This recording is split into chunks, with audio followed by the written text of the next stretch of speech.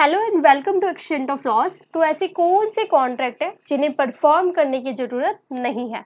तो इस सेशन में हम नोवेशन, रेसेशन, ऑल्ट्रेशन एंड रेमिशन चारों को डील करेंगे। एंड इससे पहले के सेक्शंस पिछली वीडियोस में कवर हो गए, उनके लिंक डिस्क्रिप्शन बॉक्स में मिल जाएंगे।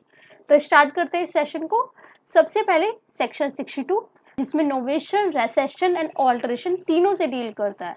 तो सबसे पहले नोवेशन का मतलब क्या है? To create a new contract, एक न्यू कॉन्ट्रैक्ट बनाना विद म्यूचुअल कंसेंट, पार्टीज की कंसेंट के साथ।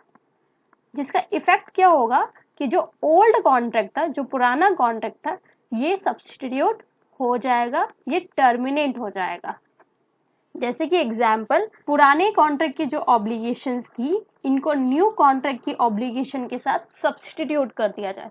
जैसे कि ए एंड बी के बीच में रेंट एग्रीमेंट जो होता है वो 1 ईयर का होता है, ठीक। पर इसके एक्सपायर होने से पहले, इस 1 ईयर के खत्म होने से पहले, दोनों पार्टीज विद म्यूचुअल कंसेंट के साथ इस 1 ईयर को 2 ईयर में चेंज कर दिया जाता है। तो जहां पर बी की ऑब्लिगेशन थी रेंट को पे करने की 1 साल तक, वहां पर इसको 2 साल कर दिया जाता है। तो जो पुराना कॉन्ट्रैक्ट था 1 साल का, ये टर्मिनेट हो जाता है एंड 2 साल का नया कॉन्ट्रैक्ट अब ये एनफोर्स में आ जाएगा। या फिर इसका दूसरा एग्जाम्पल जिसमें पार्टीज ये चेंज हो जाए, जैसे कि ए एंड बी के बीच में एक कॉन्ट्रैक्ट होता है घर को पेंट करने के लिए, पर बाद में दोनों पार्टीज की कंसेंट के साथ जो बी का पेंट का काम था, इसको सी को हैंडओवर कर दिया जाता है। तो पुराना कॉन्ट्रैक्ट तो ए और बी के बीच में था, पर न्यू कॉन्ट्रैक्ट दोनों पार्टीज की कंसेंट से इस काम को सी को दे दिया गया। तो न्यू कॉन्ट्रैक्ट किसके बीच में हुआ? ए एंड सी के बीच में। क्लियर? कि नोवेशन में न्यू कॉन्ट्रैक्ट को बना दिया जाता है विद म्यूचुअल कंसेंट, जिससे पुराना कॉन्ट्रैक्ट सब्स्टिट्यूट हो जाता है या टर्मिनेट हो जाता है।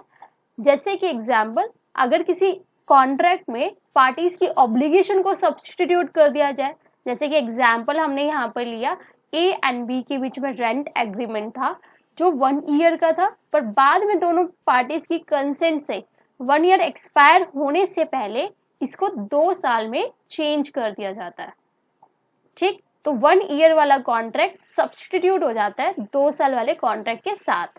एंड दूसरा एग्जाम्पल यहाँ पे कि पार्टीज ही चेंज हो जाए, तो नोवेशन में पार्टीज भी चेंज हो सकती है कि ए एंड बी की कंसेंट के साथ ये काम सी को हैंडओवर हो जाता है।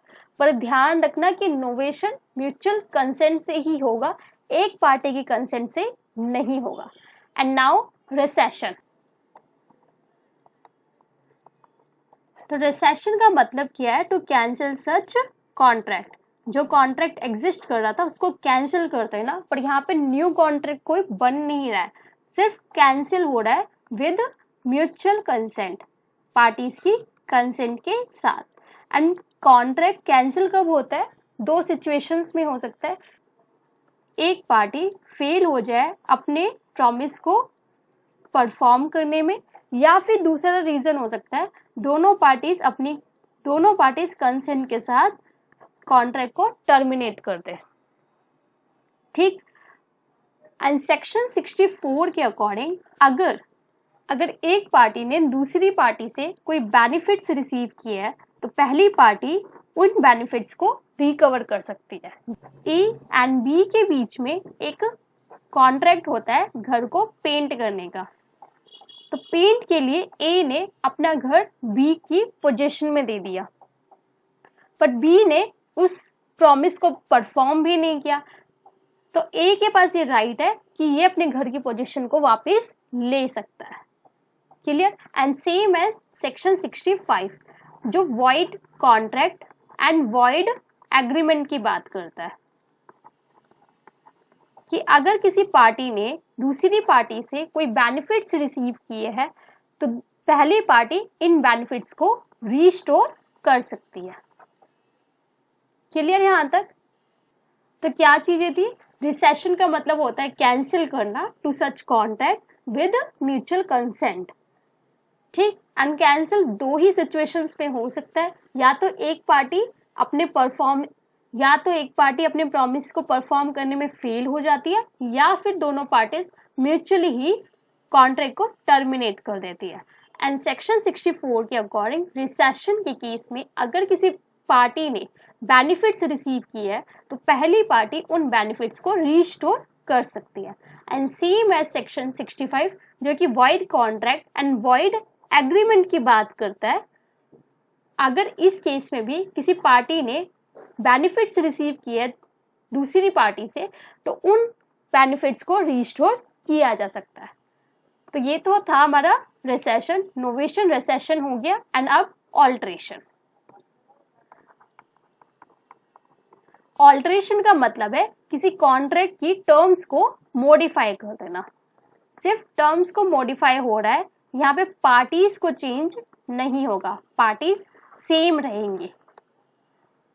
एंड ये टर्म्स जो मॉडिफाई होंगे विद म्यूचुअल कंसेंट।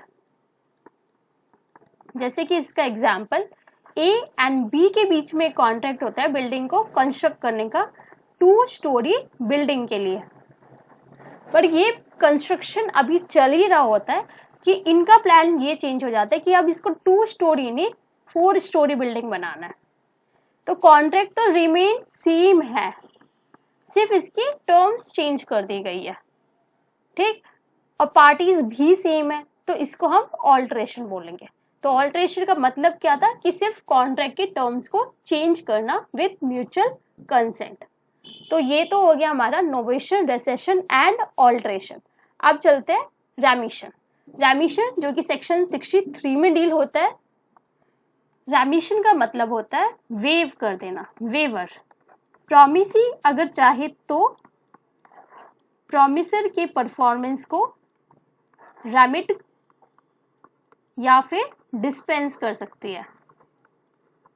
प्रॉमिसर को अपना परफॉर्मेंस परफॉर्म करने की अब जरूरत नहीं है। जैसे कि इसका एग्जाम्पल, ए ने बी से 5000 रुपीज डेप्ट में लिए थे, उधार लिए थे, एंड बी जब रिटर्न करता है ये 2000 रुपए करता है। एंड ए के पास ये राइट था कि इसको मना कर सके, ये 500 रुपीज को ही क्लेम कर सकता था, पर ए ने इसी 2000 को पूरे डेप्ट के लिए, पूरे डेप्ट को डिस्चार्ज करते हुए ले लिया। मतलब अब बी को बाकी के 3000 रुपए देने की जरूरत नहीं है। क्लियर यहां तक? और इसका अगर दूसरा एग्जाम्पल ले, अगर किसी कॉन्ट्रैक्ट में टाइम को एक्सटेंड कर दिया गया, जैसे कि ए एंड बी के बीच में जो कॉन्ट्रैक्ट होता है कंस्ट्रक्शन का, इसको कॉन्ट्रैक्ट होता है कंस्ट्रक्शन का, इसको 1 जनवरी तक कंप्लीट हो जाना चाहिए था, पर ये अनफॉर्चुनेटली कंप्लीट नहीं होता। तो प्रॉमिसी अगर चाहे तो इस टाइम को एक्सटेंड कर सकती है, अगर चाहे तो वो वेव भी कर सकती थी, पर यहाँ पर प्रॉमिसी टाइम को एक्सटेंड भी कर सकती है। क्लियर? तो रेमिशन का मतलब है वेव कर देना। अब वेव किसकी तरफ से हो रहा है? प्रॉमिसी की तरफ से। तब प्रॉमिसर को अपना प्रॉमिस परफॉर्म करने की जरूरत नहीं है। Clear? And next one, section 67, reasonable facilities. अगर एक पार्टी की परफॉर्मेंस दूसरी पार्टी के कॉपरेशन के ऊपर डिपेंड है एंड दूसरी पार्टी अगर कॉपरेट नहीं करती है तो ए के पास ये एक्सक्यूज हो जाएगा फॉर द नॉन परफॉर्मेंस।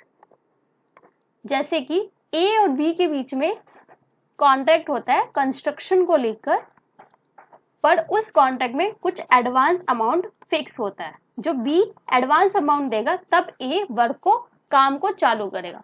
पर बी ने जब पैसे ही नहीं दिए तो ए ने काम चालू किया नहीं है, तो ए के पास ये एक्सक्यूज हो जाएगा फॉर द नॉन परफॉर्मेंस। या फिर कॉन्ट्रैक्ट में, या फिर कॉन्ट्रैक्ट के अकॉर्डिंग जो रॉ मटेरियल था वो बी प्रोवाइड करने वाला था, तो जब बी ने मटेरियल ही प्रोवाइड नहीं किया तो कंस्ट्रक्शन कैसे स्टार्ट होगा? तो ए के पास ये एक्सक्यूज है फॉर द नॉन परफॉर्मेंस। तो आई होप कि आपको सारे सेक्शन समझ आ गए हो, एंड मिलते हैं नेक्स्ट वीडियो में। तब तक के लिए बाय एंड टेक केयर।